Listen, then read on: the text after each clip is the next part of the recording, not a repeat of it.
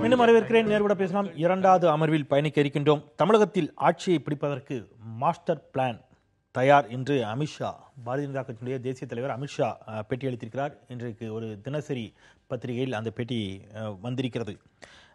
நாங்கள் தமிழகத்தில் பாஜகவை அடிமட்டத்திலிருந்து உயிரூட்ட நினைக்கிறோம். கட்சியில் உறுப்பினர்கள் எண்ணிக்கையை அதிகரித்து ஓட்டுச்சாவடி அளவில் பலப்படுத்தும், முழுநேர களப்பணியாளர்களை ஈடுபடுத்தியுள்ளோம் மாதிரி சொல்லிட்டு வராரு.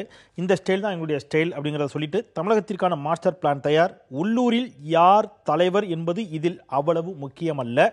தனிப்பட்ட நபரை கட்சியின் வளர்ச்சியுடன் தொடர்புபடுத்தி பார்க்கக்கூடாது. அந்த இடத்துல எங்களுடைய மாஸ்டர் பிளான் நிச்சயமாக தமிழ்நாட்டிலையும் ஒர்க் அவுட் ஆகும் அப்படின்னு அவர் சொல்லியிருக்கிறாரு. அது என்ன மாஸ்டர் பிளான், அது தமிழகத்தில் எந்த அளவிற்கு சாத்தியம் என்பது குறித்து விவாதிக்க இருக்கின்றோம். அரங்கில் நம்மோடு பத்திரிகையாளர் ஆர் வெங்கடேஷ் அவர்கள் இணைகிறார்கள். வணக்கம் சொல்லி வரவேற்கிறேன். மற்றும் ஒரு பத்திரிகையாளர், மூத்த பத்திரிகையாளர் திரு மணி அவர்கள் நம்மோடு இணைகிறார். வணக்கம் சொல்லி வரவேற்கிறேன். பாஜகவின் சார்பில் மதுரை அரங்கிலிருந்து டாக்டர் சீனிவாசன் அவர்கள் இணைகிறார்கள். வணக்கம் சொல்லி வரவேற்கிறேன். இன்னும் சில நிமிடங்களில் திராவிடர் கழகத்தின் சார்பில் வழக்கறிஞர் அருள்மொழி அவர்கள் இணைய இருக்கிறார்கள். முன்னதாகவே அவருடைய வருகையும் உங்களுக்கு தெரியப்படுத்தி வாதத்திற்குள் பயணிக்கலாம். திரு சீனிவாசன், உங்களிடமிருந்தே தொடங்கலாம் அப்படின்னு நினைக்கிறேன். என்னதான் அப்படி திட்டம் வச்சிருக்கிறீங்க, கொஞ்சம் சொல்லுங்க. அதான் அந்த திட்டம் என்ன என்பதை பற்றி தான் எங்கள் தேசிய தலைவர் அமித்ஷா அவர்களே பத்திரிகையில் விளக்கி இருக்கிறார். பாரதிய ஜனதா கட்சி பெர்சன் சென்ட்ரிக் பார்ட்டி இல்லை. ஒரு தனிநபரை தலைவராக ஏற்றுக்கொண்டு அவருக்கு வழிபடும் இடத்தில் வைத்துக் கொண்டு நடைபெறுகிற கட்சி அல்ல. இது ஒரு idea centric party. Bharatiya Janata கட்சிக்கும் மற்ற கட்சிகளுக்கும் உள்ள அடிப்படை வித்தியாசம் ஒரு சின்ன குறுக்கீடு தான். அதனால எப்பயுமே வேர்களில் இருந்து வளர்வதில் தான் பாரதிய ஜனதா கட்சிக்கு நம்பிக்கை. இல்ல நீங்க தவறா சொல்றீங்க. பாரதிய ஜனதா கட்சி என்பது எப்போதுமே ஐடியா சென்ட்ரிக் தான். அந்த ஐடியாவை ரெப்ரசன்ட் பண்றவர் தான் இன்னைக்கு நரேந்திர மோடி அவர்கள் இருக்கிறார். நரேந்திர மோடி அவர்களுக்கு அவருடைய அந்த பிம்பம், அந்த இமேஜ் என்பது இன்னும் மிக பிரம்மாண்டமாக இருக்கிறது. அது உலகளாவிய பரந்த பிம்பமாக இருக்கிறது. அது பாரதிய ஜனதா கட்சிக்கு பயன்படுவதை தவிர பாரதிய ஜனதா கட்சியினுடைய அடிப்படை கட்டமைப்பு என்பது இது ஒரு ஐடியா சென்ட்ரிக். இப்போ இங்கே 3 வருஷத்துக்கு மேலே யாரும் தலைவராக இருக்க முடியாது. தொடர்ந்து ஒரே ஆளு 2 பதவியில் இருக்க முடியாது. பிரதமராக ஒருத்தர் இருப்பார், கட்சியினுடைய தலைவராக ஒருத்தர் இருப்பார். மந்திரியா இருக்கிறவங்க கட்சி தலைவராக இருக்க முடியாது. இப்படி நாங்கள் கட்சியில் நிறைய முறைகள் வைத்திருக்கிறோம். எங்கள் பணியும் எங்கள் பாணியும் மற்ற கட்சிகளோட முற்றிலும் வேறுபட்டது. அதனால எங்க தலைவர் என்ன சொல்லியிருக்கிறார், அடியிலிருந்து நாங்கள் வளர்வதற்கான திட்டம் வைத்திருக்கிறோம் என்று சொல்கிறார். அது மாஸ்டர் பிளான் என்று சொல்வதை விட அது எங்கள் மாஸ்டர்ஸ் பிளான் என்று தான் நான் நினைக்கிறேன். நிச்சயமாக அந்த பிளான் இங்கே வெற்றி பெறும். இல்லை, ஏன்னா பல வட மாநிலங்களில் நடைபெற்ற தேர்தல்களில் அரசியல் திறனாய்வாளர்கள் பல்வேறு கட்டுரைகளை இது தொடர்பாக எழுதியிருந்தார்கள்.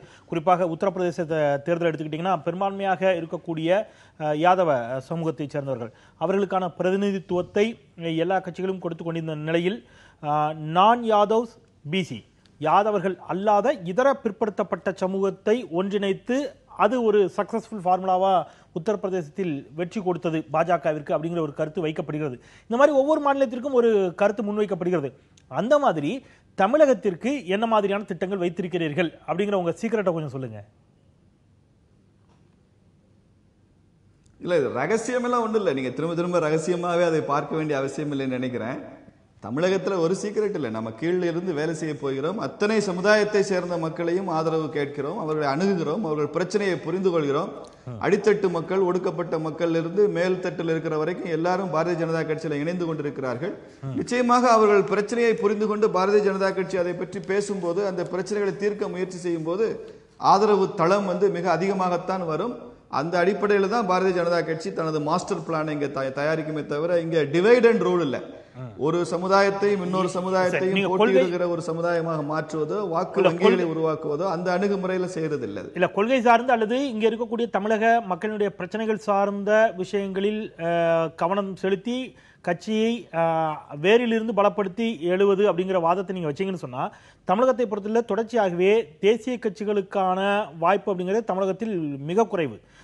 இங்கே மாநில கட்சிகள், குறிப்பாக திராவிட கட்சிகளுடைய ஆதிக்கம் தான் இன்றளவும் இருந்து கொண்டிருக்கக்கூடிய நிலையில் தமிழகத்தினுடைய பிரதான பல பிரச்சனைகளில் இங்கே இருக்கக்கூடிய மாநில கட்சிகள், திராவிட கட்சிகளாகட்டும் இன்ன பிற கட்சிகளாகட்டும், தேசிய கட்சிகளை அல்லது மத்திய அரசை எதிரில் நிறுத்தி தான் அவங்க இங்க அரசியல் செஞ்சுட்டே இருக்காங்க. இப்ப இன்னைக்கு சொல்லியிருக்கக்கூடிய 110 புதிய எண்ணெய் கிணறுகளை துறப்பண பணிகள் உள்ளிட்ட பல விஷயங்கள்ல, மீத்தேன் திட்டமா இருக்கட்டும், கெயிலா இருக்கட்டும், காவிரி பிரச்சனையா இருக்கட்டும், முல்லை பெரியார் பிரச்சனையா இருக்கட்டும், இந்த மாதிரியான பல பிரச்சனைகளை மத்திய அரசினுடைய பார்வை அல்லது தேசிய கட்சியினுடைய பார்வைக்கும் இங்கே இருக்கக்கூடிய மாநில கட்சிகளுக்கும் பார்வைக்கும் பெரிய வித்தியாசம், பாரிய அளவிலான வித்தியாசமும் வேறுபாடும் இருக்கிறது.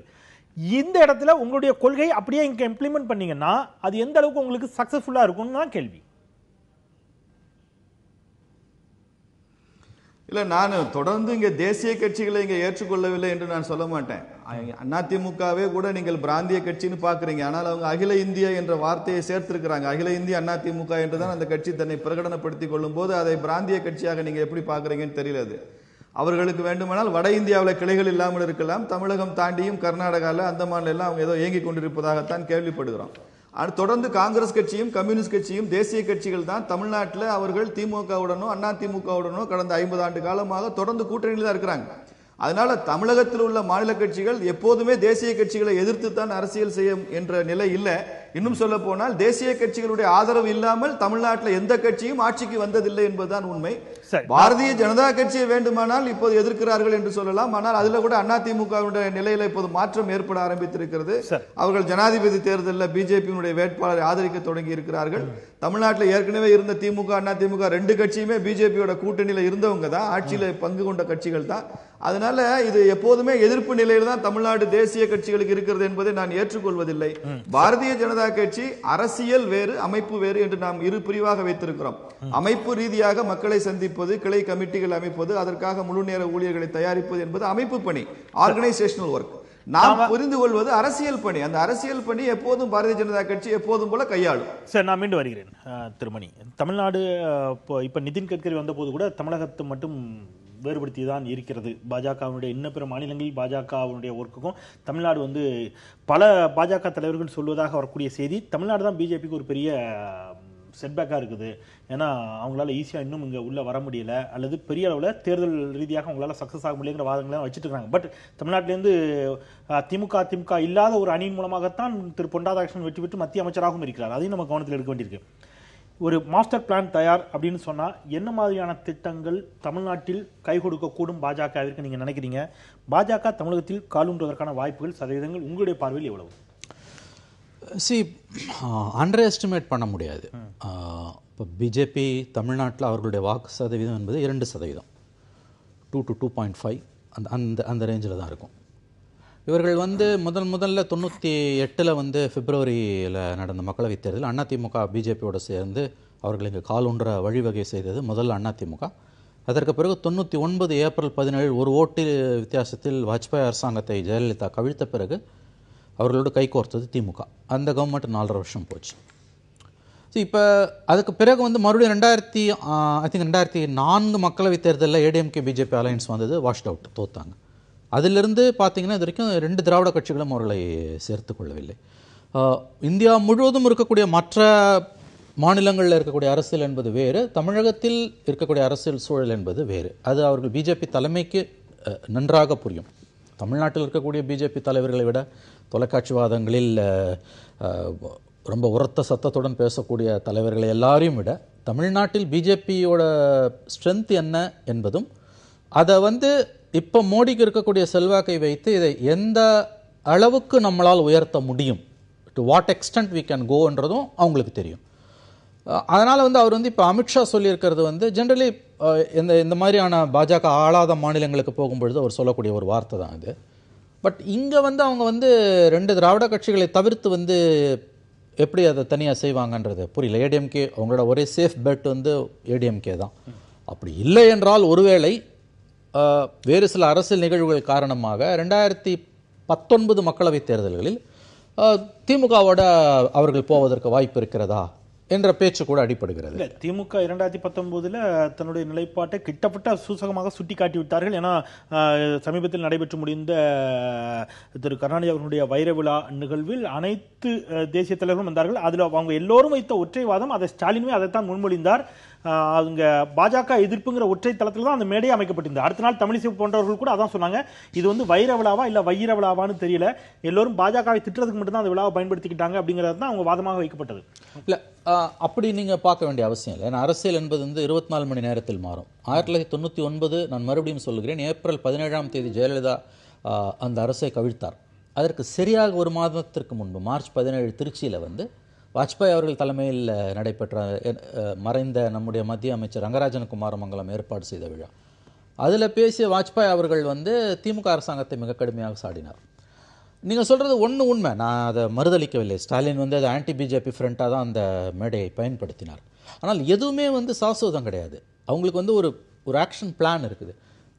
ப்ராபப்ளி நான் நினைக்கிறது என்னன்னு கேட்டிங்கன்னா, ஜாதிகள் தமிழகத்தில் இருக்கக்கூடிய பல ஜாதி அமைப்புகளையும் ஒருங்கிணைத்து அதன் மூலமாக வந்து இங்கே வந்து ஒரு ஃபோர்ஸை கட் பண்ண முடியுமான்னு அவங்க பார்க்கலாம். நீங்கள் அமித்ஷா வந்து மோடி பிரதமரான பிறகு அமித்ஷாவோட முக்கியமான பயணம், ஐ திங்க் முதல் பயணம் வந்து மதுரையில் வந்து தேவேந்திர குல வேளாளர்கள், அது ரொம்ப வித்தியாசமான ஒரு கோரிக்கை. எல்லாரும் எங்களை வந்து விளிம்பு நிலையில் இருக்கக்கூடிய ஜாதியினர் வந்து எங்களை SC/STயில் சேர்க்கணுன்றாங்க. இவங்க வெளியில் எங்களை அதுலேருந்து எடுத்து பிசியில் கொண்டு வாங்குறாங்க. அது வந்து அறவே முடியாத காரியம், சேர்க்கறதுக்கே கஷ்டம், பார்லிமெண்ட்ல மூவ் பண்ணும். வெளியில் எடுக்கணுன்றது வந்து அந்த கோரிக்கை வித்தியாசமான கோரிக்கை. அது மட்டுமல்ல, அந்த கூட்டத்திற்கு சில நாட்கள் கழித்து ஒரு டெலிகேஷன் போய் பிரதமர் அவருடைய வீட்டிலேயே கூட சந்தித்தார்கள். ஸோ ஆப்வியஸ்லி வந்து அமித்ஷா சொல்லியிருக்கக்கூடிய அந்த தேர்தல்கள் எங்கேயோ கிடக்குது. ஜாதிகளுக்கு தமிழகத்தில் ஜாதி அமைப்புகள் இன்று எப்படி செயல்பட்டு வருகின்றன, எந்த அளவுக்கு வந்து இடைநிலை சாதிகளாக இருக்கக்கூடியவர்கள் இருக்கிறார்கள் என்று நமக்கு தெரியும். அவர்களையும் தலித்துகளையும் வந்து உங்களுக்கு ஒரு பக்கத்தில் இப்போ கிருஷ்ணசாமி சொல்லியிருக்காரு. அந்த டாக்டர் கிருஷ்ணசாமி அவர்களுடைய பேச்சை வந்து அமித்ஷா நேற்று பேசியிருப்பதோடு நீங்கள் பொருத்தி பார்த்தால், நான் நினைப்பது வந்து ஜாதிகளை கையில் எடுத்து ஏதாவது செய்ய முடியுமா என்ற ஒரு திட்டம் இருக்கலாம். அல்லது அதையும் தாண்டி வழக்கமாக அவர்கள் செய்யக்கூடிய பல விஷயங்கள் இருக்கின்றன. சிறுபான்மையினருக்கு எதிரான சில விஷயங்களை நீங்கள் செய்தால் தானாக ஊர் பற்றி எரியும், அப்பொழுது வந்து சமூகம் இரு ஊராக பிளவுபடும்.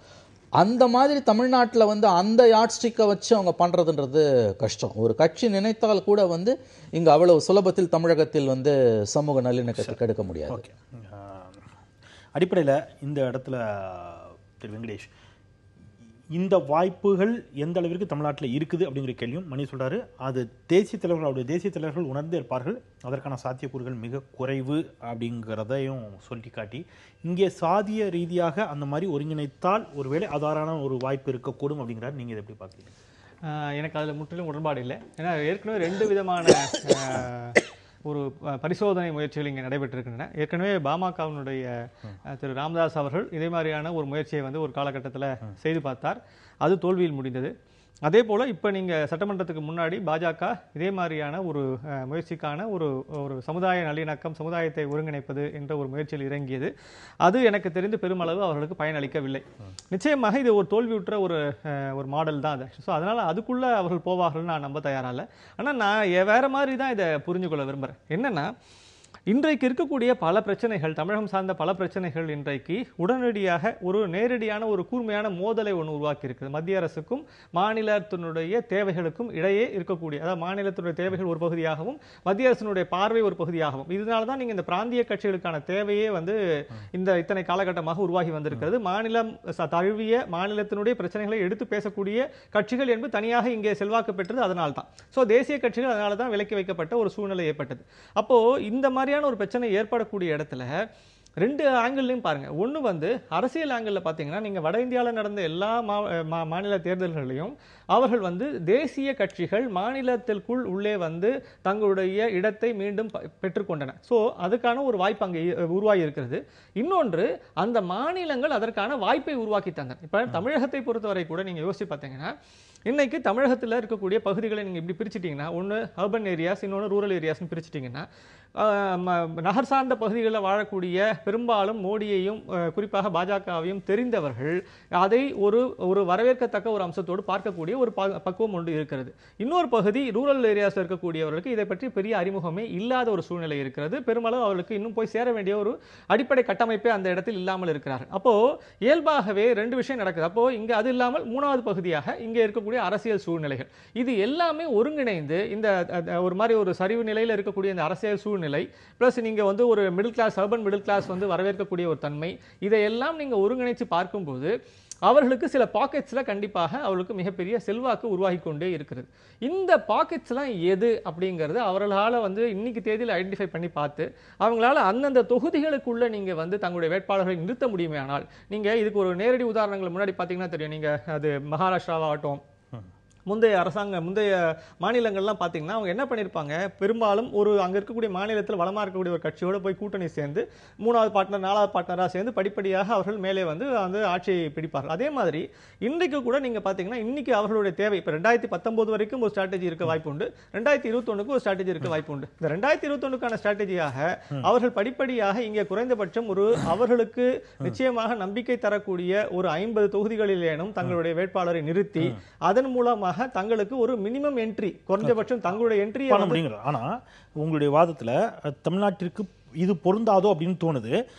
தமிழ்நாட்டை பொறுத்தளவுல தலைமையை மையப்படுத்தி தான் மேபி அவங்க அதை மறுத்தாரு. கொள்கையை அடிப்படையாக வைத்துனா அவங்க ஒரு கொள்கையை முன்வைத்து இருந்தாலும் கூட கடந்த தேர்தலில் மோடியை முன்வைத்து தான் கொண்டு போய் சேர்த்தாங்க. அதற்கு முன்பும் கூட வாஜ்பாயை அடையாளப்படுத்தி போய் சேர்க்கப்பட்டது. தமிழ்நாட்டிலையும் ஒரு தலைமையை மையப்படுத்தி தான் இங்கே வந்து பார்க்கப்பட்டதை தவிர அஇஅதிமுகனா செல்வி ஜெயலலிதா, இந்த பக்கம் திரு கருணாநிதி அவர்கள், இந்த மாதிரி தான். இப்போ இங்கே அந்த மாதிரியான ஒரு ஸ்ட்ராங் லீடர் இல்லாத இடத்துல உருவாகுவாங்களா தெரியல. அப்படி இல்லாத போது அவரே அதை மறுக்கிறார். அமித்ஷாவே அதெல்லாம் தேவையில்லை அப்படிங்கிறாரு. அப்படி ஒரு லீடரை முன்னிறுத்தாம தமிழ்நாட்டில் பிஜேபி விட்டுருங்க, எந்த கட்சியா இருந்தாலும் அது சாத்தியமா தமிழ்நாட்டில்? அவர்கள் லீடரை முன்னிறுத்தலைன்றது அர்த்தம் கிடையாதுங்க. தமிழ்நாட்டில இருந்தா லீடரை முன்னிறுத்தல. ஆஃப் கோர்ஸ் அதுதான் கேக்குறேன். நீங்க தமிழ்நாடு ஸ்டேட் பாலிடிக்ஸ்க்கு நான் கேக்குறது, தமிழ்நாட்டில் நீங்க கட்சி வரணும், வளரணும், தமிழ்நாட்டில் ஆட்சியை பிடிக்கணும், தமிழ்நாட்டில் ஒரு முதலமைச்சராக ஒரு பாஜகவை சேர்ந்தவர் வரணும் அப்படின்னு பாஜக விரும்பிச்சுன்னு சொன்னா ஒரு ஸ்ட்ராங் லீடர் தேவையில்லை. இல்ல இப்ப அவங்களுடைய ஸ்ட்ராட்டஜி எப்படி தெரியுமா நீங்க பண்ணிருக்காங்கன்னா, ஒவ்வொரு மாநிலத்திலையும் அவர்கள் போகக்கூடிய இடத்துல எல்லாம் அவர்கள் மத்திய அரசினுடைய செயல்பாட்டையும் திரு நரேந்திர மோடி அவர்களையும் முன்னிலைப்படுத்தி மட்டும் தமிழ்நாட்டுக்கு ஃபிட் ஆகுமான்னு கேக்குறேன். தெரியல, நம்ம தெரியல, அது வந்து சோதனை பண்ணி தான் பார்க்கணும். ஆனா என்ன நடந்திருக்குன்னா, இப்ப நீங்க போன தடவை கூட ஒரு இன்டர்வியூல பாத்தீங்கன்னா, இதுக்கு முன்னாடி வந்த ஒரு பத்திரிகையில் வந்த இன்டர்வியூல திரு அமித்ஷா அவர்கள் தெளிவாக சொல்லியிருந்தார். அதாவது மோடியினுடைய பெயரே போரும், அதை வைத்துக்கொண்டே நாங்கள் வந்து ஆட்சி பிரச்சாரத்தில் நாங்கள் ஈடுபடுவோம் அப்படின்னு சொன்னார். அப்ப என்ன நோக்கம் அப்படின்னா, தமிழகத்தில் அவர்கள் எந்த விதமான கூட்டணிகளை அமைத்துக் கொண்டாலும் சரி, இல்ல நேரடியாக அவருடைய நீங்க திரு அமித்ஷா சொல்ற மாதிரியான களப்பணியில ஈடுபட்டாலும் சரி, அந்த மாதிரி செய்யும் போது கூட அடிப்படையில் அவர்கள் முன்னிலைப்படுத்தக்கூடியது மத்திய அரசாங்கத்தினுடைய செயல்பாடுகளையும் திரு மோடி அவர்களுடைய பெயரையும் அடையாளத்தையும் தான் முன்னிலைப்படுத்த போகிறார்கள். அப்போ இயல்பாகவே அதற்கு கிடைக்கக்கூடிய மிகப்பெரிய அளவான ஒரு வாய்ப்பை பயன்படுத்தி கொண்டு, குறிப்பா நான் சொன்ன மாதிரி இந்த அர்பன் மிடில் கிளாஸ் அப்படிங்கிற ஒரு நகரம் சார்ந்த ஒரு மிடில் கிளாஸ் வந்து கண்டிப்பாக அவருக்கு ஆதரவு தெரிவிக்கக்கூடிய சூழ்நிலை ஏற்படுமே. ஆனால் அதிலிருந்து கிடைக்கக்கூடிய பலனை வைத்துக்கொண்டு இன்கேஸ் நாளைக்கு வந்து எனக்கு தெரிஞ்சு உடனடியாக தோணக்கூடியது என்னன்னா, ஒரு மினிமமான ஒரு என்ட்ரி கண்டிப்பாக ஒரு 2021க்குள்ள அவருடைய முயற்சி நான் இன்னும் 4 ஆண்டு இருக்கிறது அப்படிங்கிறீங்க. ஓகே சரி. அந்த இடத்துல திரு சீனிவாசன் அவர் சொல்றது 4 ஆண்டு கழித்து இருக்கக்கூடியது அப்படிங்கிறது இயல்பாகவே ஒரு ஆன்டி இன்கம்பன்சி இருக்கும் அப்படிங்கிறது யார் ஆட்சியில் இருந்தாலும் சொல்லக்கூடிய வாதம். அதோடு இதை பொருத்தி பார்த்து அது ஒரு பக்கம். அதை தாண்டி தலைமையை ஏற்றுக்கொள்ளக்கூடிய மனநிலையில்தான் தமிழ்நாடு அரசியல். நீங்க இந்தியா முழுவதுமே பல மாநிலங்களில் அவர் தான் இருந்திருக்குது. ஒரு குறிப்பிட்ட தலைவர் அவரை மையப்படுத்தான்.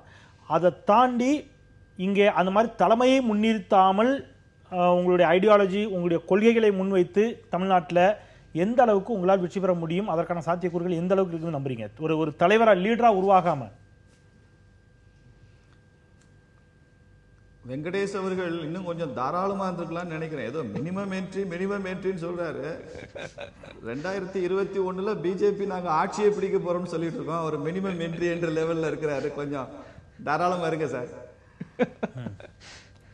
தலைமை வந்து இப்போ கர்நாடகா எடுத்துங்க, எடியூரப்பா அவர்கள் தான் எங்கள் முதலமைச்சர் என்று இப்பயே அறிவிச்சாச்சு. ஒவ்வொரு மாநிலத்திலும் தன்மை மாறுகிறது. அதுல என்ன முக்கியமான விஷயம்னா, பாரதிய ஜனதா கட்சி தலைவரை உருவாக்குகிறது என்று சொல்லுவதை விட களப்பணி செய்வதன் மூலமாக மாநில அளவில் உருவாகிற தலைமையை பாரதிய ஜனதா கட்சி என்டோர்ஸ் பண்ணுவாங்க.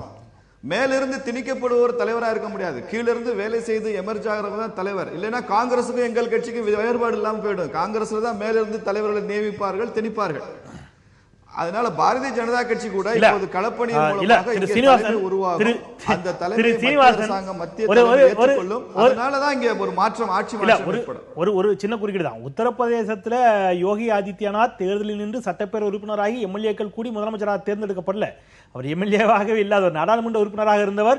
நீங்க முதலமைச்சராக போகன்னு மத்திய அரசு தானே மாநிலத்துக்கு திணித்தது.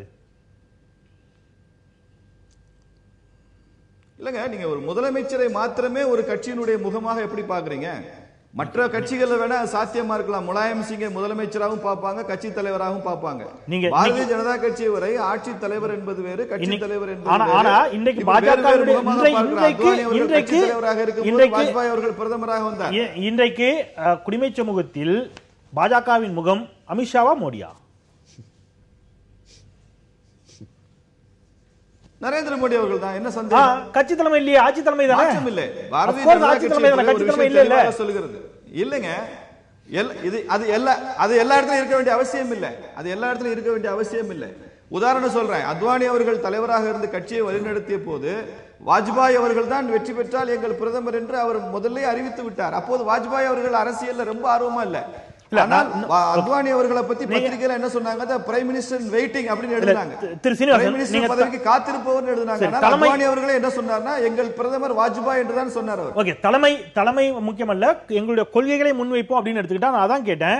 இங்கே பிரதானமாக வைக்கப்படக்கூடிய வாதங்கள், இருக்கக்கூடிய போராட்டங்கள், இது எல்லாமே அது காங்கிரஸா இருந்தாலும் சரி, பாஜக இருந்தாலும் சரி, மீத்தேன், நான் தான் சொன்னேன், மீத்தேனா இருக்கட்டும், கெயிலா இருக்கட்டும், முல்லை பெரியாரா இருக்கட்டும், காவிரியா இருக்கட்டும், தனிகள பிரச்சனையா இருக்கட்டும், இந்த மாதிரியான விவகாரங்கள்ல தொடர்ச்சியாக தேசிய கட்சிகள் தமிழக மக்களுடைய உணர்வுகளுக்கு புறம்பாக நிற்கிறார்கள், அதை மதிப்பதில்லை அப்படிங்கிற கருத்தை தான் இங்கே இருக்கக்கூடிய இயக்கங்கள், அரசியல் கட்சிகள் முன்வைக்கின்றன. அதை ஏற்றுக்கொண்டு அதை என்டாஸ் பண்ணி தான் இங்க இருக்கக்கூடிய இரண்டு பிரதான திராவிட கட்சிகளும் அஇஅதிமுக, திமுக ரெண்டுமே அதைத்தான் வழிமொழிந்து அந்த வழியில தான் நின்றுக்கிறாங்க. அந்த அழுத்தம் தான் கடந்த நாடாளுமன்ற தேர்தலில் திமுக காங்கிரஸ் கூட்டணியிலிருந்து விலகி காங்கிரஸை தன்னுடைய கூட்டணியில் இணைத்துக் கொள்ளாமல் நாடாளுமன்ற தேர்தலை சந்தித்ததற்கும் அந்த அழுத்தம் தான் காரணம். அப்போ பாஜகவினுடைய நிலைப்பாடு, நான் குறிப்பிட்ட எந்த விஷயத்திலையும் காங்கிரசினுடைய நிலைப்பாட்டில் கொஞ்சமும் மாறாத நிலைப்பாடு தான். அப்ப எப்படி நீங்க வைக்கக்கூடிய வாதங்களையும் கொள்கைகளையும் ஏற்றுக்கொண்டு, தலைமை இல்லாமல் இந்த கொள்கைகளை ஏற்றுக்கொண்டு மக்கள் ஆதரவளிப்பார்கள் நம்புறீங்க? இல்ல, காங்கிரசுக்கும் பிஜேபிக்கும் வேறுபாடு இல்லை என்று சொன்னால் திமுக ஏன் காங்கிரஸோட கூட்டணியில் இருக்கிறாங்க என்பதை நீங்க தான் விளக்கணும். இப்போ கர்நாடகால காவிரியில தண்ணீர் வரவில்லை என்று சொன்னால் அதுக்கு காங்கிரஸ் தானே பொறுப்பு. அங்க காங்கிரஸ் சிஎம் தான் இருக்கிறார், சீதாராமையா தான் இங்க ஆட்சி செய்து கொண்டிருக்கிறார். அந்த காங்கிரஸோடு திமுக கூட்டணி வைத்துக் கொள்ளும், இந்த கம்யூனிஸ்டுகளோடு இவங்க எல்லாம் கூட்டணி வச்சுக்குவாங்க, இவர்கள் எல்லாம் சேர்ந்து ஒரு விழாவெல்லாம் நடத்துவாங்க என்று சொன்னால் பிஜேபி மேல மாத்திரம் தான் எதிர்ப்பு. நீங்க தேசிய கட்சிகளை எதிர்க்கிறார்கள் என்று சொல்ல தவறாக புரிந்து கொள்ளாதீர்கள். பிஜேபி எதிர்க்கிறாங்க. என்ன காரணம் என்றால் 2014க்கு அப்புறம் இந்தியாவில் ஒரு புதிய அரசியல் சூழல் உருவாகி இருக்கிறது. பாரதிய ஜனதா கட்சி மையத்தில் மாத்திரம் ஆட்சி செய்கிற கட்சியாக இல்லாமல் பல மாநிலங்களும் அந்த பாரதிய ஜனதா கட்சி வெற்றி வாகை சூடி வருகிறது. நாங்கள் கற்பனையே செய்ய முடியாத மாநிலங்கள்ல ஆட்சி அமைச்சிருக்கிறோம். ஹரியானால 4 எம்எல்ஏல இருந்து இன்னைக்கு ஆட்சி அமைக்கக்கூடிய நிலை, மணிப்பூர்ல அப்படிப்பட்ட நிலை, மேற்கு வங்காளத்தில் வாக்கு சதவிகிதம் மிக அதிகமாக உயர்ந்திருக்கிறது. பக்கத்தில் இருக்கிற கேரளாவில் கம்யூனிஸ்ட் முதலமைச்சர் ஐ வில் கிரஷ் பிஜேபின்னு சொன்னார் ஒரு காலத்தில். இன்னைக்கு 16% அங்கே வாக்கு வங்கியாக பாரதிய ஜனதா கட்சி உயர்ந்திருக்கிறது. அதனால தமிழ்நாட்டில் சில பிரிஞ்சு குரூப்ஸ், சில சின்ன அரசியல் கட்சிகள் சமூக வலைதளங்கள் மூலமாக ஒரு பெரிய கருத்தை உருவாக்குகிறார்கள். பாரதிய ஜனதா கட்சிக்கு தமிழ்நாட்டில் செல்வாக்கு வந்துவிடக் கூடாது என்ற நோக்கத்தோடு எதெல்லாம் மத்திய அரசாங்கத்துக்கு எதிரான பிரச்சனைகளோ அந்த பிரச்சனைகளுக்கு முக்கியத்துவம் கொடுத்து அதை இங்கே ஒரு பெரிய போராட்ட பிஜேபி இதை எதிர்கொள்ளும். இந்த சவாலை நான் ஒரு சிறிய இடைவேளைக்கு பிறகு அந்த இடத்திலிருந்தே நம்ம தொடரலாம். திராவிடர் கழகத்தின் சார்பில் வழக்கறிஞர் அருள்மொழி அவர்கள் நம்முடைய இணைய தயாராகிவிட்டார். ஒரு சிறிய இடைவேளைக்கு பிறகு நேர்பட பேசலாம். நீங்களும் இணைந்திருங்கள். வணக்கம். என்ன மாதிரியான பிளான்ஸ் இருக்கக்கூடும் அப்படின்னு நீங்க நினைக்கிறீங்க? எந்த அளவிற்கு தமிழகத்தில் பாஜக காலூண்டுவதற்கான சாத்தியக்கூறுகள் இருப்பதாக நீங்க உங்களுடைய பார்வையில் அணுகிறீங்க? பொதுவாக பிஜேபியை பொறுத்த வரைக்கும் இந்தியா முழுக்க அவங்களுக்கு ஒரே பிளான் தான். அதுதான் மாஸ்டர் பிளான், அதுதான் சர்வர் பிளான், அதுதான் சப்ளை பிளான். அதில் ஒன்றும் வித்தியாசமே இல்லை. என்னென்னா தமிழ்நாட்டை பொறுத்த வரைக்கும் இவங்களுக்கு வந்து வட மாநிலங்களுக்கும் தமிழ்நாட்டுக்கும் நிறைய ஒரு வித்தியாசம் இருக்குது. அந்த வித்தியாசம் வந்து திரு மணி அவர்கள் குறிப்பிட்டது மாதிரி தமிழ்நாட்டு மக்களிடத்தில் மிக இயல்பாக இந்த மாதிரி நம்ம கூட வாழுகிறவர்கள் மீது வெறுப்பை விதைப்பதும் சந்தேகத்தை உண்டாக்குவதும் அதன் மூலமாக நாங்கள் தான் உங்களுக்கு பாதுகாப்பு அப்படின்னு சொல்லுகிற அந்த தோற்றத்தை வந்து அவங்களால வட மாநிலங்களில் உண்டாக்க முடிஞ்சது. இங்கேயும் கூட அப்படியான முயற்சிகள் வந்து அவங்க செஞ்சுக்கிட்டு தான் இருக்கிறாங்க. ஏற்கனவே நமக்கு வந்து மண்டைக்காடு கலவரம், மீனாட்சிபுரம், கோயம்புத்தூர் இந்த இடங்களை எல்லாம் பார்த்தா ஒரு பதற்றம் வந்து அவர்களால் உருவாக்கப்படும்.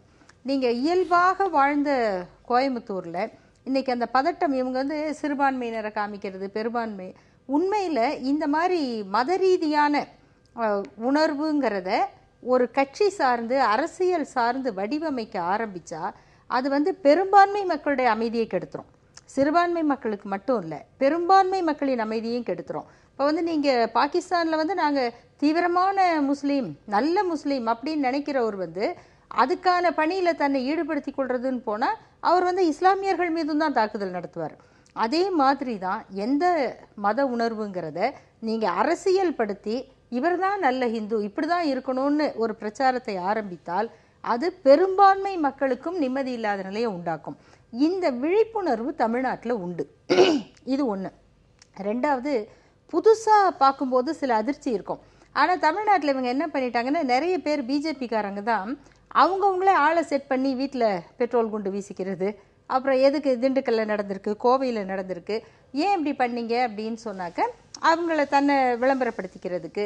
ஸோ இவங்க இப்படி செய்வாங்க அப்படிங்கிற ஒரு முன்னோட்டத்தையும் அவங்களே சில இடங்களில் காமிச்சிருக்காங்க. அடுத்து நீங்கள் வட மாநிலங்களில் பார்க்கும்போது கொஞ்ச நாளைக்கு முன்னாடி இந்த உணர்வு, இந்த செய்திகள்லாம் இல்லை. ஆனால் இந்த மாலேகான் குண்டுவெடிப்பு, சம்ஜோதா எக்ஸ்பிரஸ், அதில் வந்து கைது செய்யப்பட்டு இன்னைக்கு குற்றவாளிகள்னு நிரூபிக்கப்பட்டவர்கள், குண்டு வச்சவங்க பல பேர் வந்து ஆர்எஸ்எஸ்காரர்கள், சாமியார்கள். அதில் அசீமானந்தா வந்து இன்னும் பல இடங்களில் நடந்ததுக்கு நான் தான் ஒருங்கிணைத்தேன்னு அவர் பேட்டி கொடுத்து அது புத்தகமாகலாம் வந்திருக்கு. அவரை எப்படி ரிலீஸ் பண்ணதுக்கு எதிராக அந்த அரசு அப்பீலுக்கு போகலைங்கிற கேள்வி இருக்கு. ஆகையினால இப்போ இந்த குண்டு வெடிப்புகள் கூட யாரால் நிகழ்த்தப்படுகின்றன, அது கூட திட்டமிட்டு நடத்தப்படும் அப்படிங்கிறதையும் இவங்க வந்து அங்கே காமிச்சிட்டாங்க. ஆகையினால தமிழ்நாட்டு மக்களை பொறுத்த வரையில் இவர்களுடைய அந்த மாநிலங்களில் நடந்த பிளான்கள் வந்து தமிழ்நாட்டில் அவங்களுக்கு அவ்வளோ பெரிய வெற்றியை தராதுங்கிறத அவங்க உணர்ந்திருப்பாங்க அப்படின்னு நான் நம்புகிறேன். ரெண்டாவது, இங்கே இருக்கக்கூடிய தலைவர்களில் தனித்துவம் வாய்ந்த தலைவராக அவங்களால வந்து யாரையும் இது வரைக்கும் முன்வைக்க முடியல. அந்த இதை கொள்கையை விட்டுருங்க, மக்களை பொறுத்த வரைக்கும் தலைவர் அவர் வந்து கரிஸ்மேட்டிக் லீடருங்கிறது மட்டும் இல்லை, அவர் ஏற்றுக்கொள்ளுகிற கொள்கைங்கிறதும் முக்கியம். ஆபத்தான மனிதர்களா, ஆபத்தான தத்துவமா அப்படின்னு பார்க்கும்போது தனி மனிதர்களை விட தத்துவங்கள் மிக மிக ஆபத்தானவை. அது ரொம்ப எச்சரிக்கையான ஒரு செய்தி. சரி, அதையும் தாண்டி ஒரு தனி மனிதருடைய செல்வாக்கு, கவர்ச்சி, அப்படி இங்கே வந்து யாரையாவது அவங்க முன்னிறுத்தி இருக்காங்களா, அப்படி வளர்ந்துருக்காங்களான்னா அப்படி இல்லை. இன்னும் சொல்ல போனால் ஓரளவுக்கு அப்படி மக்களிடம் கவர்ச்சி இருந்த திரு விஜயகாந்தை போன்ற தலைவர்கள் கூட இவங்களோட சேர்ந்த பிறகு மக்களிடத்துல வந்து அன்பாப்புலராக தான் இருக்காங்க. அவங்களுடைய செல்வாக்கு குறைஞ்சிருக்கு. நான் ஏற்கனவே இந்த வாரத்தில் குறிப்பிட்டேன், திமுக அதிமுக என்று இரண்டு மிகப்பெரிய பிரதான கட்சிகளும் இல்லாமல், திராவிட கட்சிகளும் இல்லாமல் மாற்றாக ஒரு அணி அமைத்து அந்த அணியின் சார்பில் 2 பேர் நாடாளுமன்றத்திற்கு சென்றிருக்கிறார்கள்.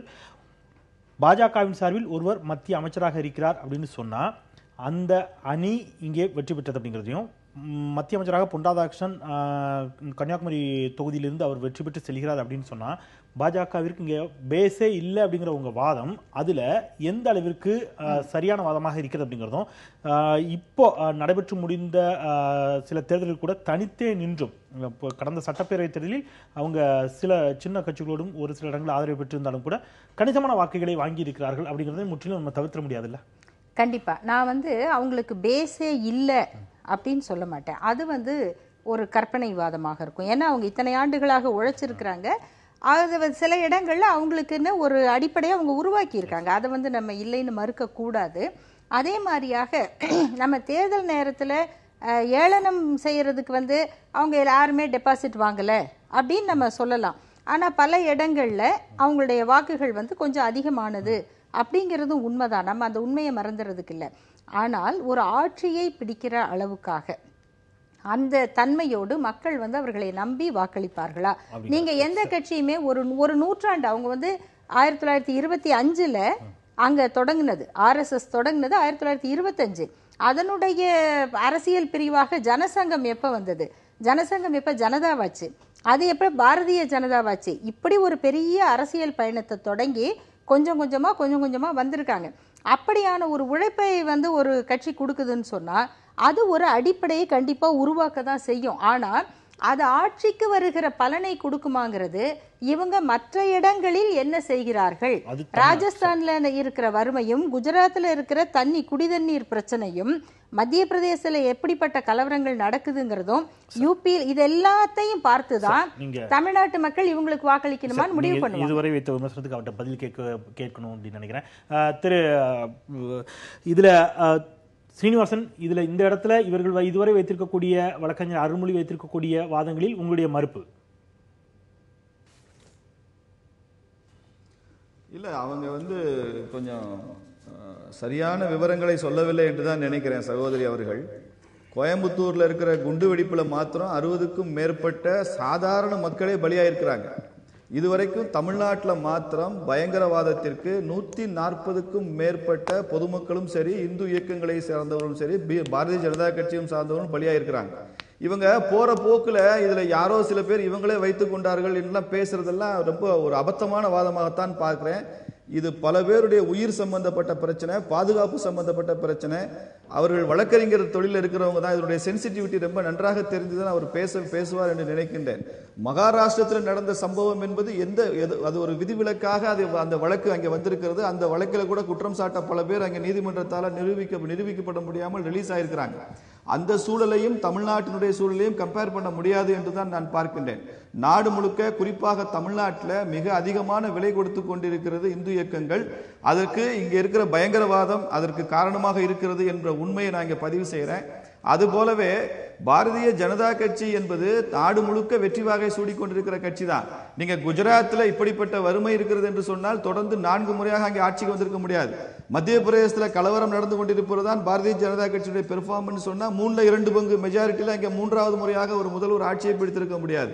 சமீபத்தில் நடைபெற்ற தேர்தல்களில் பஞ்சாபும் பீகாரும் தவிர அத்துணை மாநிலங்களிலும் உள்ளாட்சி தேர்தல்களில் ஒரிசா உட்பட, டெல்லி மாநகராட்சி உட்பட பாரதிய ஜனதா கட்சி வெற்றி பெற்றிருக்கிறது.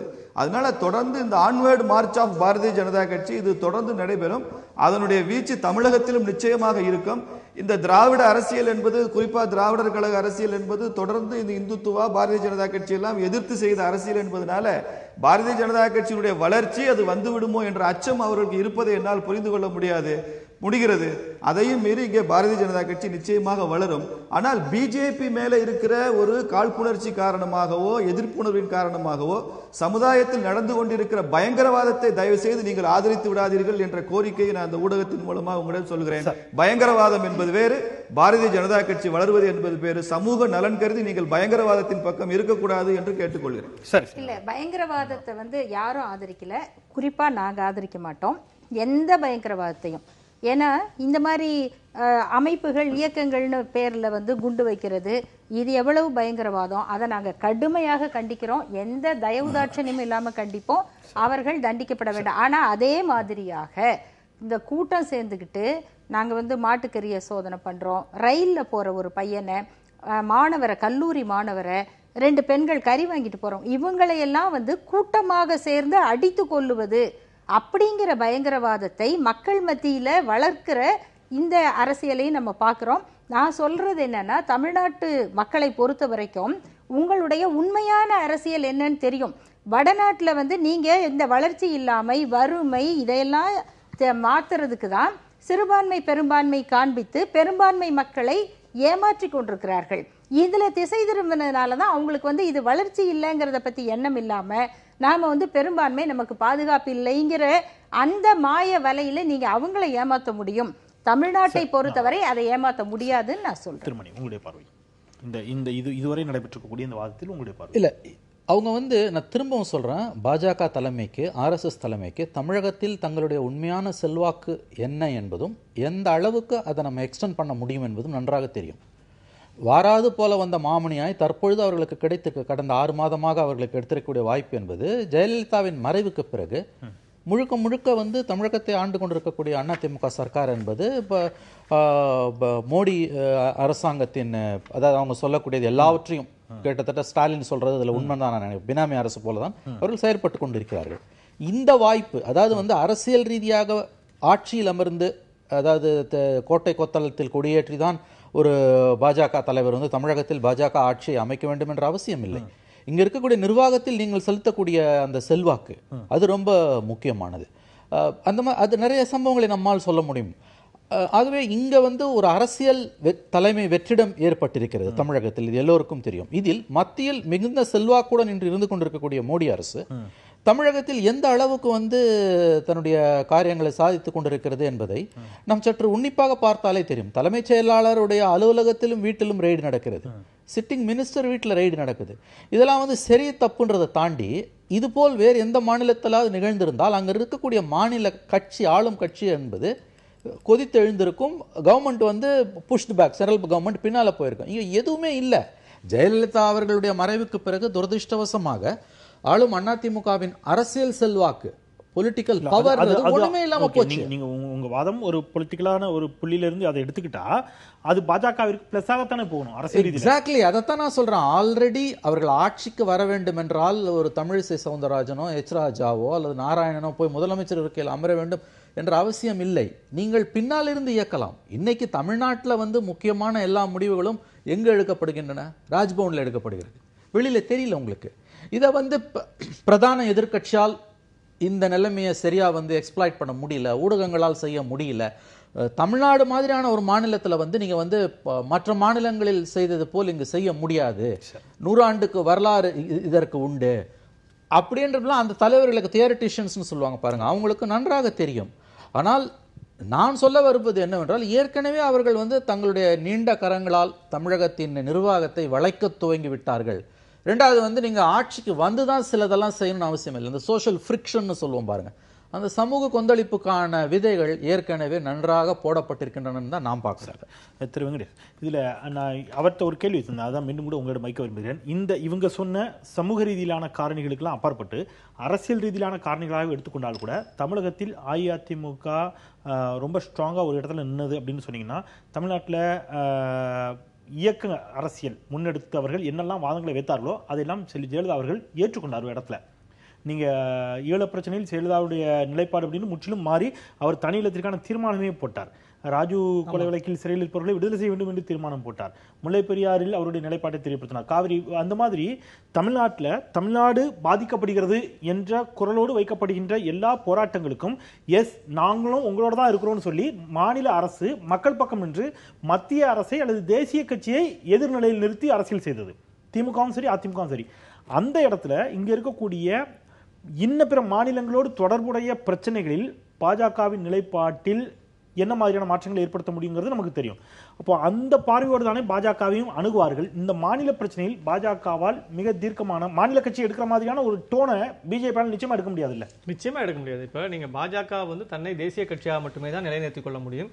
தேசிய பார்வையோடு தான் அவர்கள் பல செய்திகளை அணுக முடியும். இப்ப மாநிலத்தில் இருக்கக்கூடிய பல்வேறு சிக்கல்களை இப்ப நீங்க மாநிலத்தில் இருக்கக்கூடிய பல்வேறு சம்பவங்கள், இப்ப நீங்க சொன்னக்கூடிய வரிசைப்படுத்தக்கூடிய அத்தனை சம்பவங்களில் மாநில தலைவர்கள் எடுத்து பேசும்பொழுது அவர்கள் உடனடியாக என்ன தெரிவிப்பார்கள் என்றால், நாங்கள் மத்திய அரசோடு கலந்து பேசுகிறோம், திரு மோடி அரசோடு பேசுகிறோம், அல்லது அப்படிப்பட்ட ஒரு பேச்சைத்தான் அவரால் சொல்ல முடியுமே தவிர நான் இதற்காக வாதாடுகிறேன், நான் இதுக்காக போராடுகிறேன் அப்படின்னு நேரடியாக அவரால் சொல்ல முடியாது. காரணம் என்னன்னா, அவர்களுக்கு தேசிய தலைமையும் மாநில தலைமையும் தேசிய கருத்துகளும் மாநில கருத்துகளும் ஒருங்கிணைந்து இருக்கக்கூடிய ஒரு சூழ்நிலை இருக்கிறது.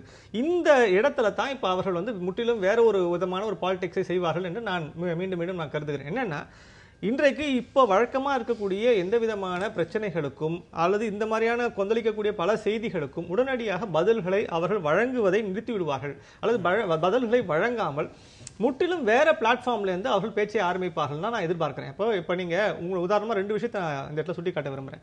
தேசிய அளவில் நீங்க 2014 தேர்தல் போது 2 அம்சங்கள் திரு மோடி அரசாங்கம் அமைப்பதற்கு பயனுடையதாக. ஒன்று காங்கிரசினுடைய ஒரு ஊழல் கண்டிப்பாக அவர்களுக்கு பயனுடையதாக இருந்தது. ஸோ எதிர்ப்பு வாக்குகள் பெருமளவு அவர்களுக்கு சேர்ந்தது. அதே சமயத்தில் வளர்ச்சி என்ற ஒரு மிக முக்கியமான ஒரு அம்சத்தை அன்றைக்கு மீண்டும் மீண்டும் மீண்டும் மீண்டும் நாடெங்கும் திரு மோடி அவர்கள் கிட்டத்தட்ட 500 கூட்டங்களில் பேசும்போது அதை எடுத்து வச்சார்.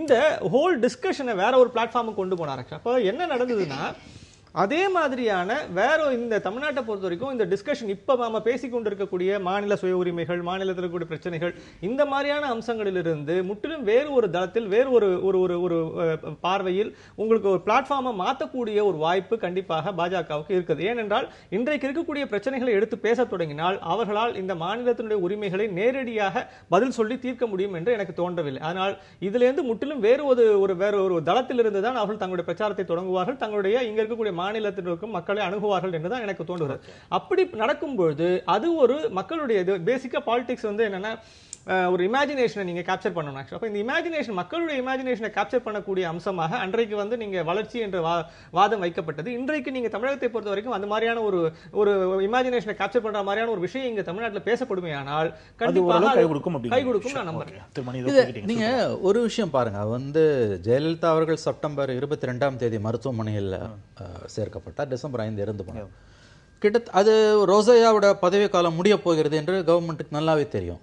இன் கன்சல்டேஷன் வித் ஸ்டேட் கவர்மெண்ட் அல்லது கேட்காமலாத ஆளுநர் நியமனம். கிட்டத்தட்ட ஓராண்டாக தமிழகத்திற்கு என்ற ஆளுநர் என்று ஒருவர் இல்லை. என்ன முக்கியத்துவத்தை நீங்கள் கொடுக்கிறீர்கள்? ஓகே, அருள்மொழி, உங்களுடைய நிறைவு கருத்தை வச்சிட்டீங்கன்னா நான் அவருடைய மறுப்புரையோடு நான் நிறைவு செய்ய முடியும். உங்களுடைய நிறைவு கருத்து. அதாவது நீங்க இவங்க வந்து பெரும்பாலும் ஹிட்லரை வந்து ஒரு ரோல் மாடலா சொல்லுவாங்க. இங்கேயும் வந்து அதனால ஹிட்லர் புகழ் எல்லாம் கூட இப்ப நிறைய பேர் பாட ஆரம்பிச்சிருக்கிறாங்க. ஆனா ஒரு சின்ன வேறுபாடு உண்டு. ஹிட்லர் வந்து முதல் உலக போருக்கு பிறகு அந்த மேற்கு நாடுகள், வளர்ந்த நாடுகள் அவங்களுக்கு கொடுத்த அந்த நெருக்கடி, நீங்க உங்க நாட்டில் இரும்பு இருக்கு, தாது பொருள் இருக்கு, கச்சா பொருள் இருக்கு, ஆனா நீங்க எதையும் உற்பத்தி செய்யக்கூடாது, நீங்க வந்து ஆளை கொடுக்கணும், இடம் கொடுக்கணும், நிலம் எல்லாத்தையும் கொடுக்கணும், ஆனா நாங்க தான் தயாரிப்பு வேலையில இறங்குவோம், குறிப்பாக இரும்பு தளவாடங்கள் உற்பத்தி செய்யக்கூடாது. இந்த நிபந்தனையை போட்ட அந்த நாடுகளை எதிர்த்து சொந்த நாட்டை வந்து தயாரிப்பு நாடாக, அதாவது சுய தயாரிப்பு நாடாக, விற்பனை நாடாக மாற்றி இன்னைக்கு வரைக்கும் ஜெர்மன் மேட் அப்படிங்கிறதுக்கான ஒரு தரத்தை உண்டாக்குனார். ஆனா அவரே அந்த மக்களை அழிக்கிறதுன்னு இறங்குனதுனாலதான் அவருடைய அழிவு நிகழ்ந்தது. ஆனா இவங்க நாட்டையே சுத்தமா வித்துக்கிட்டு இருக்காங்க. இப்ப 800 துறைமுகத்தை தனியாருக்கு கொடுக்கறாங்க. எல்லா விதமான அரசு நிறுவனங்களையும் தனியாருக்கு விற்கிறாங்க. வெளிநாடுகளை கொண்டு வந்து நம்ம நாட்டை வந்து வெறும் கூலி நாடாக மாத்திக்கிட்டு இருக்காங்க. இதையெல்லாம் பண்ணிட்டு கூடவே அழிவு வேலையில மட்டும் ஹிட்லரை பக்கத்துல வச்சுக்கிறாங்க. இப்படிப்பட்ட ஒரு இணைப்புங்கிறது மிக ஆபத்தானதுங்கிறத தமிழ்நாட்டு மக்கள் புரிந்து கொள்வார்கள். மிகச் சுருக்கமாக உங்களுடைய நிறைவு கருத்து. சுருக்கமாக தான், நிறைய இவங்க எல்லாம் நல்ல கதாசிரியர்களாக கதை தான் சொல்றாங்களே தவிர வெளிப்படையான குற்றச்சாட்டு என்று ஒன்றும் இல்லை. ஹிட்லரை ஆதரிச்சது பிஜேபியோ RSS இல்ல, கம்யூனிஸ்ட் கட்சிக்காரங்க சோவியத் ரஷ்யாவை தாக்கும் முறை ஹிட்லரை ஆதரித்தார்கள் என்பதுதான் வரலாறு. அட்லீஸ்ட் அருள்மொழி அக்கா அவர்கள் நம்ம நாட்டை என்று சொல்லி இந்தியாவை தனது நாடு என்று அவங்க ஓன் பண்ணியிருக்காங்க என்று எனக்கு ரொம்ப மகிழ்ச்சி. ஒரு தவறான தகவலுக்கு மாத்திரம் பதில் சொல்லி சீக்கிரம் நிறைவு செய்கிறேன். நண்பர் மணி அவர்கள் ஒரு விஷயம் குறிப்பிட்டார். தேவேந்திர குல வேளாளர் மாநாட்டிற்கு அமித்ஷா அவர்கள் வந்த போது அவர்கள் SC பட்டியலிலிருந்து வெளிவருவதை ஆதரித்து அந்த கூட்டம் நடந்தது என்று. அது தவறான தகவல். அந்த நிகழ்ச்சி ஆரம்பித்ததிலிருந்து கடைசி வரைக்கும் உடன் இருந்தவன் என்ற முறையில் எனக்கு நன்றாக தெரியும். அதற்கான மதுரை பிரகடனம் என்று அந்த சமுதாயத்தினர் வெளியிட்டிருக்கிறார்கள். அதுல 7 வகையான உட்பிரிவுகளில் அழைக்கப்படும் அந்த தேவேந்திர குல வேளாளர் சமுதாயம் பொதுப்பெயரில் அழைக்கப்பட வேண்டும். அவர்கள் தேவேந்திர குல வேளாளர் என்ற பொதுப்பெயரிட வேண்டும் என்றுதான் கோரிக்கை இருக்கிறது. அதற்கு முதல் கையெழுத்திட்டவர் அமித்ஷா அவர்கள். அந்த கோரிக்கையோடு தான் நடந்தது. அந்த சமுதாயம் SC பட்டியலிருந்து வெளியில வர வேண்டும் என்பது அந்த சமுதாயத்திற்கு உள்ளாக நடக்கிற விவாதம். ஆனால் தேவேந்திர குல வேளாளர் என்ற பெயரில் இருக்க வேண்டும் என்பது அந்த சமுதாயம் வெளியிட்ட தீர்மானம். தீர்மானத்திற்கும் விவாதத்திற்கும் வேறுபாடு இருக்கிறது. அதனால அது ஒரு சின்ன தவறான தகவல் மக்களுக்கு சென்று விடக்கூடாது என்பதற்காக நான் அதை மறுத்து இங்கே சொல்ல கடமைப்பட்டிருக்கின்றேன். மற்றபடியாக இவர்கள் சொல்லிய கருத்துக்கள் எல்லாம் எனக்கு முழுக்க உடன்பாடு இல்லை. காலம் கருதி நான் சுருக்கமாக முடிக்கிறேன். பாரதிய ஜனதா கட்சி இத்தனை சவால்களையும் தாண்டி தமிழகத்தில் வளர்ந்து கொண்டிருக்கிறது. ஒரே நாள் ராத்திரியில அத்தனை பேர் இங்க அதிமுக, திமுக, காங்கிரஸ்காரங்களாக தூங்க போவாங்க. மறுநாள் காலையில அவங்க பிஜேபி காரங்களா எழுந்து வாக்களிக்க முன் வருவார்கள். அப்படிப்பட்ட ஒரு ரசவாதம் தமிழ்நாட்டில் நடக்கும் என்ற நம்பிக்கை எங்களுக்கு இருக்கிறது. அதுதான் இப்ப பயமாவும் இருக்குது. அதுக்கு என்னென்ன நடக்குமோ பயமாவும். நன்றி நன்றி. நேரமின் காரணமாக நேரலை நன்றிகள் திருச்சிநாதன், நன்றி. அரங்கில் இணைந்த மூவருக்கு நன்றி. பார்த்த நேர்களுக்கும் நன்றி சொல்லி நாம் இந்த வாதத்தை இந்த அளவிலே நிறைவு செய்யலாம். அச்சம் தவிர்த்து நெஞ்சம் நிமிர்த்தி மற்றும் ஒரு நேர்பட பேசில் மீண்டும் சந்திக்கின்றேன். நன்றி, வணக்கம். எதிர்த்து பேசிட்டு